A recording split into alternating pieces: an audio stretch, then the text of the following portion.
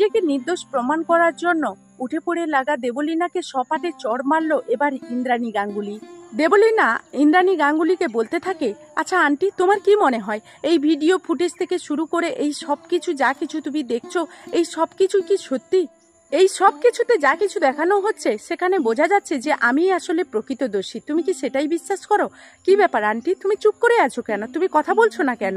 এই মুহূর্তে দেবলীনা বলতে থাকে, ঈশান, আমি বেশ বুঝতে পারছি তুমি আমার সঙ্গে এই সম্পর্কে জড়াতে চাও না বলে কুৎসিত ছবিগুলো নিয়ে এসে আন্টিকে দেখিয়ে তুমি সম্পর্কটা ভেঙে ফেলতে চাইছো। ঈশান, তোমার সঙ্গে আমার কিসের এত শত্রুতা বলো তো? তুমি যদি চাইতে যে তুমি এই এঙ্গেজমেন্টটা আজকে করতে চাও না, তাহলে তুমি তো আমাকে নিজের মুখে বলতে পারতে, তাহলে তো আমি নিজেই এই এঙ্গেজমেন্টের পার্টিটা ভেঙে দিই। কথা শোনা মাত্রই ঈশান বলতে থাকে, যা সেটা দেবলীনা, এইসব প্রমাণগুলো আমি কোথা থেকে পাবো বলো তো? এইসব প্রমাণগুলো তো এই কারণেই এখানে এসেছে, তুমি এই কুকীর্তিগুলো করেছো বলে। তুমি তো এটাই চেয়েছো কুসুম যাতে কখনো মাথা উঁচু করে না থাকতে পারে, কুসুম যাতে ওপরের দিকে উঠতে না পারে। তাই কুসুমের ডানাটা ছেটে দেওয়ার জন্য তুমি ওর উপরে রাগে ক্ষিপ্ত হয়ে এই সকল কাজগুলো করেছো। কিন্তু তা সত্ত্বেও দেখো, শেষমেশ তুমি মুখ থুবড়ে পড়লে, কিন্তু কুসুম বেঁচে গেল। কিন্তু তুমি তো শেষ পর্যন্ত বাঁচলে না। ঈশ্বর চেয়েছে বলেই আজকে তুমি কোনো না কোনো ভাবে তো ফেঁসেই গেলে। তখনই দেবলীনা বলতে থাকে, আন্টি, তুমি দেখলে তো, আমি বলেছিলাম না এই সকল চক্রান্ত তোমার ছেলে ইচ্ছাকৃতভাবে করেছে? সত্ত্বেও তুমি চুপ করে থাকবে?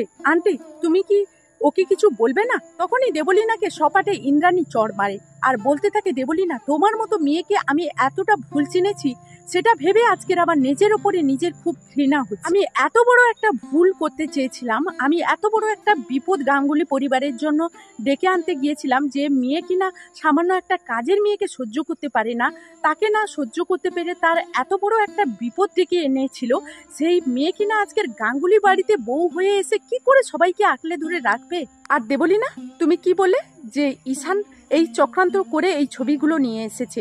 যেদিন কিনা কুসুমকে বাঁচানোর জন্য আয়ুষ ছুটে গেছে, কুসুমকে বাঁচানোর পর সব ঘটনা ঈশান নিজে শুনতে পেল, সেখানে ঈশান তোমার এই ফুটেজগুলো আগে থেকে কি করে তুলে রাখবে বলো তো? শোনো দেবলীনা, আজকের এই ভিডিও ফুটেজ থেকে শুরু করে সব কিছু ছবি এখানে এসেছে এই কারণে যে তুমি এই কুকীর্তিগুলো করেছো বলে।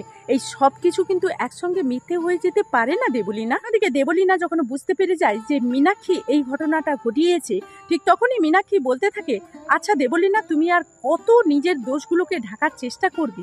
কত শাক দিয়ে মাছ ঢাকার চেষ্টা করবে বলো তো? ওদিকে দেবলীনা বলতে থাকে যে, আন্টি, তুমি এই কাজগুলো করেছো না? তুমি কখনো চাও না আমি এই বাড়িতে বউ হয়ে আসি? তখনই মীনাক্ষী বলতে থাকে, দিদি, এই মেয়ে একের পর এক অন্যের কাঁধে দোষগুলো চাপিয়ে দিয়ে নিজেকে নির্দোষ প্রমাণ করতে চাইছে। বলি না, তুমি দিদির হাতে চড় খেয়েও নিজেকে এখনো পর্যন্ত শুধরালে না, তাহলে আর কবে শুধরাবে বলো তো? তাই তোমাকে বলছি, এখনো সময় আছে, নিজেকে শুধরে নাও। আর কবে শুধরাবে নিজেকে? অন্যদিকে আয়ুষ এসে দেবলীনাকে বলতে থাকে, ছি দেবলীনা, ছি। তো বন্ধুরা, এই ছিল কুসুম ধারাবাহিকের নতুন আপডেট। আবারও নেক্সট আপডেট নিয়ে তোমাদের সামনে হাজির হয়ে যাবো। ততক্ষণ সবাই ভালো থাকো, সুস্থ থাকো। এখনকার মতো টাটা।